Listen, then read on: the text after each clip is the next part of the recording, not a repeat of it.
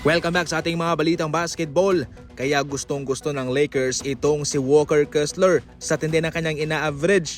10.4 points, 11.3 rebounds, 1.7 assists per game, 0.5 steals per game, 2.5 blocks per game. Suwak siya sa hinahanap ngayon ng Los Angeles Lakers mga idol na siya makapagbibigay ng tulong para kay Anthony Davis. Ang kanyang minuto sa Utah Jazz ay 29.6 minutes per game. Nangangahulugan na importanteng manlalaro siya sa kanila. Yung kanyang field goal percentage 71%, sa 3-point line 50%, sa free throw naman 53%.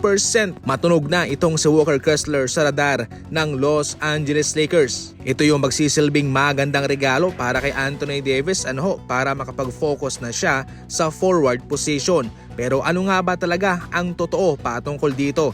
Well, heto. Ayon mismo kay Dan Walk ng LA Times, while teams have expressed interest in Utah center Walker Kessler, the Lakers included. The belief in the NBA circles is that he's not available in any realistic trade scenarios. Utah electing to keep one of the NBA's top rim protectors through the deadline. Ayun nga, kinumpirma niya na ang Lakers ay interesado sa big man ng Utah Jazz na si Walker Kessler. Subalit kanyang kinumpirma din na hindi raw ititrade ng Utah Jazz itong si Walker Kessler. Nandyan po yan mga idol, nakapaloob.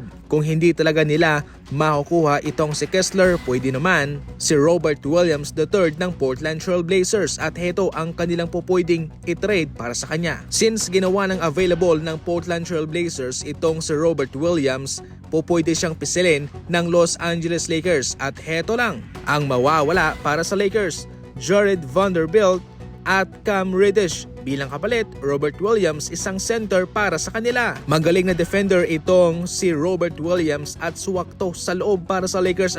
Mahihirapan ang kalaban na makapasok at makapenetrate, makascore. Para sa inyo mga idol, sa mga fans ng Lakers dyan, ang say ninyo? I-comment lang sa comment section.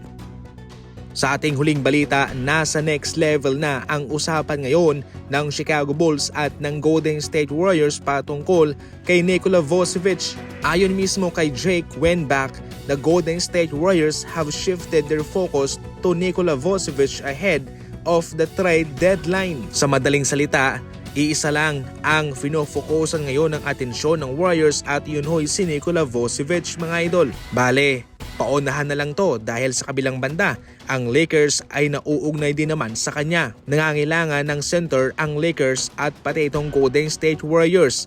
Kaya definitely, may the best team wins na lang to. Kung sakaling siya sa Lakers mapunta, all goods naman at siguradong mag-i-improve talaga sila. Kung sa Golden State Warriors naman, siguradong sila ay magiging unstoppable. Dahil alam natin na kapag itong Stephen Curry ay mayroong kasamang batikang sentro, tapos ang usapan.